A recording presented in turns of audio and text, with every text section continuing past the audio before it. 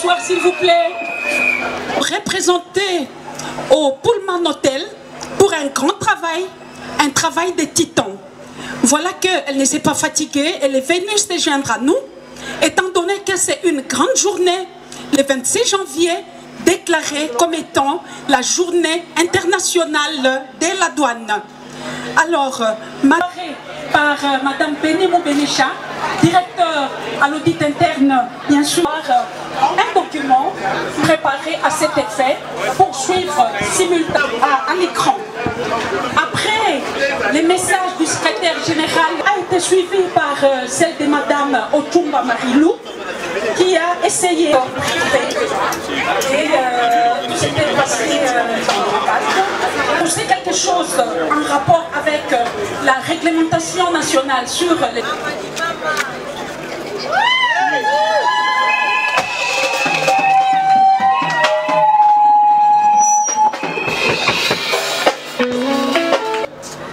Douanier de la République démocratique du Congo.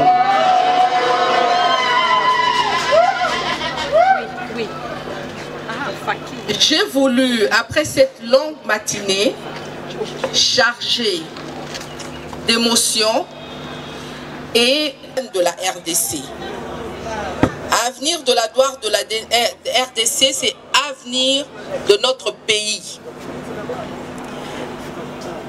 J'ai souhaité et j'ai voulu, après cette cérémonie, passer ici au siège, dans l'enceinte de la DGDA, partager la joie de fêter notre journée, la journée internationale de la douane. C'est la fête des douaniers à travers le monde entier. Donc toutes les 187 parties contractantes de l'OMD sont aujourd'hui en congé et en fête. Et pour nous faciliter la tâche, le secrétaire général, chaque année, le 26 janvier, pour le 26 janvier, annonce un slogan, un thème que toutes les douanes essayent d'utiliser comme objectif, comme un peu une direction du bateau pendant toute l'année dans les actions que les douanes devront mener par rapport aux défis, comme je l'ai dit dans mon discours, les défis auxquels font face les administrations douanières. Je ne vais pas être longue. Je pense que, comme a dit Madame, mon discours était précis, clair, par rapport à ce thème de l'année 2023. En résumé, et comme il s'est agi pendant cette matinée, plutôt d'une cérémonie qui a été célébrée sous le haut patronage du chef de l'État, président de la République, qui porte les valeurs éthiques de bonne gouvernance, de transparence, de lutte contre la corruption et de bannissement des anti-valeurs. C'est à ce titre que ce matin, j'ai reçu de ses mains ces outils. Je pense que vous avez vu les images, c'était symbolique. Ces outils qui sont le début de tout un programme de sensibilisation pour que la douane devienne une douane qui pratique, qui respecte les règles et ses valeurs éthiques telles que prévues dans le code, dans notre code de l'agent public de l'État, code éthique.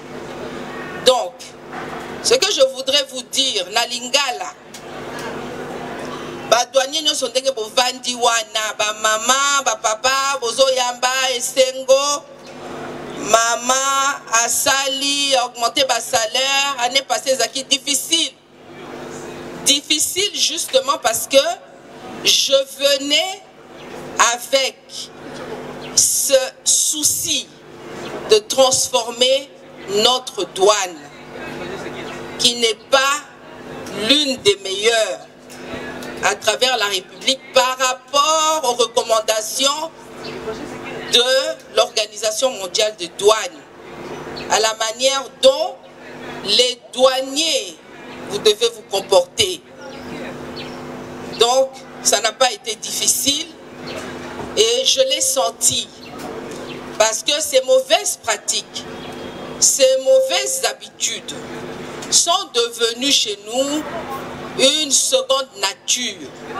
Je suis douanière depuis 1992 que j'avais commencé, donc ça va faire bientôt 30 ans, ou peut-être déjà. Ces pratiques-là sont des pratiques usitées à la douane de la RDC. Mais on dit aussi que la douane est le miroir d'un pays. Ce qui s'est passé dans la douane, toutes ces pratiques auxquelles vous vous êtes adonnés, avant que je n'arrive et que je mette, que j'identifie, que je mette des mots sur ces pratiques-là, n'ont pas permis à la RDC d'avancer. Dans plusieurs discours que vous avez entendus, les 4 discours qui ont été prononcés, il y a le souci de rehausser l'image de la douane de notre pays. Il y a le souci de penser aux générations futures. Il y a le souci de sortir notre pays de la pauvreté, pauvreté mentale, pauvreté matérielle, pauvreté, peut-être que vous ne vous en rendez pas compte, parce que pendant toutes ces années, j'ai le courage de le dire, parce que le DIRCAB, en introduction de son discours, a demandé que nous nous appesantions sur le sort de nos frères qui meurent à l'est de la République, chaque minute, chaque seconde, à cause de cette politique qui tendait à balkaniser la RDC et à cause de cette année par les forces négatives. Et aujourd'hui, le DIRCAB l'a dit ce matin, par le Rwanda, sous le vocable de cette rébellion M23. J'ai reçu les hyperguides que j'ai transmis à mes collaborateurs. C'est un symbole pour dire que le travail commence maintenant. On a choisi la douane justement parce que la douane est à la frontière. Les douaniers, nous sommes fustigés parce que la tentation est grande de mettre dans la poche les deniers publics. Nous sommes en contact avec les opérateurs économiques à la frontière et la tentation est grande. Mais si ces mauvaises pratiques sont allées en s'accroissant, c'est parce qu'il n'y avait pas des autorités, il n'y avait personne pour rappeler à l'ordre. Il n'y avait personne pour dire comme un parent, quand un enfant agit mal, pour donner une petite fessée ou lui dire, crier une punition pour dire c'est pas dans cette voie-là que tu dois te diriger. Ce n'est pas bien ce que tu as fait pour corriger, pour que cet enfant, en grandissant, soit un homme ou une femme de valeur. Ça nous a manqué, et si ça nous a manqué, c'est parce que nous étions occupés à survivre au-delà de la situation sécuritaire nous imposée à l'est du pays. Avec la volonté et ce sentiment patriotique. J'ai terminé mon discours, pour ceux qui ne l'ont pas suivi, en rappelant la devise de notre pays, qui est justice, paix, travail. On avait oublié ça. Nous avions oublié. Dans notre quotidien, comportement, nous avons oublié. Nous, on a grandi dans ça. On a reçu cette éducation, nous, de la génération. Nous tous. Mais il y a ces forces-là qui sont venues nous le faire oublier pour qu'ils nous étouffent mieux, qu'ils nous écrasent mieux. Et alors, chacun, en essayant de sortir de ce trou, maintenant, regarde, je dois survivre. Et le pays en a pâti. Nos compatriotes qui n'ont pas eu la chance de pouvoir travailler en ont pâti. Le taux du chômage a augmenté, la mendicité dans la rue. Nous vivons, vous-même là, qui travaillez, le poids des personnes qui viennent se plaindre, demander la politique de la main tendue, parce qu'il n'y a plus de création d'emplois, il n'y a plus, l'État a été détruit. Donc je vous demande, dès aujourd'hui, les murmures là, c'est normal au départ quand je suis arrivée, il y a des gens ici qui disent, oh elle aussi,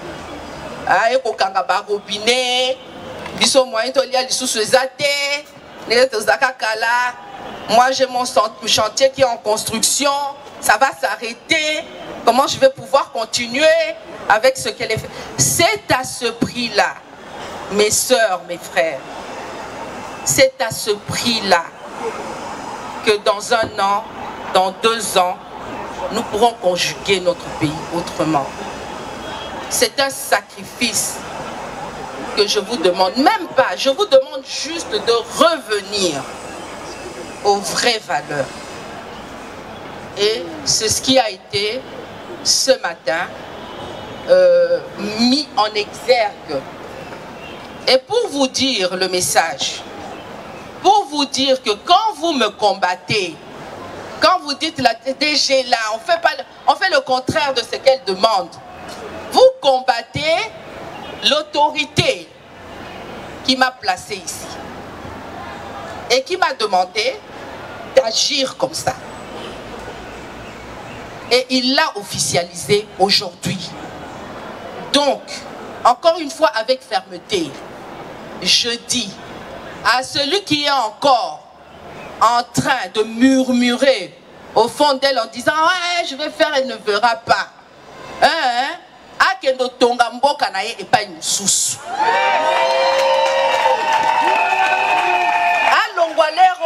sa démission à l'Ongwaleroyo. Parce que fermeté va s'accentuer. Ça va s'accentuer. Dans le même rythme que l'IGF, aujourd'hui, là, coordonnateur, il était assis à ma gauche, l'adjoint était assis à ma droite, le chef de l'État nous suivait de là-bas, le DIRCAP l'a dit, le ministre l'a dit, déjà à Zongo, à la retraite stratégique, il l'a dit, comme je suis en train de vous dire, celui qui veut continuer encore aujourd'hui à nous tirer vers le bas, parce qu'il veut se construire personnellement, il veut s'enrichir illicitement, qu'il aille créer son monde ailleurs. C'est ça. Donc, s'il vous plaît, travaillons pour notre pays. L'enrichissement sans cause, l'enrichissement rapide, il y a toujours une fin et un début à tout. Ceux qui l'ont fait avant, on ne sait pas. On ne sait jamais que peut-être ça va les poursuivre. Si nous remettons de l'ordre dans ce pays, il y a des personnes qui pensent qu'ils sont à l'abri, mais il y a des dossiers qui dorment dans les cours et tribunaux.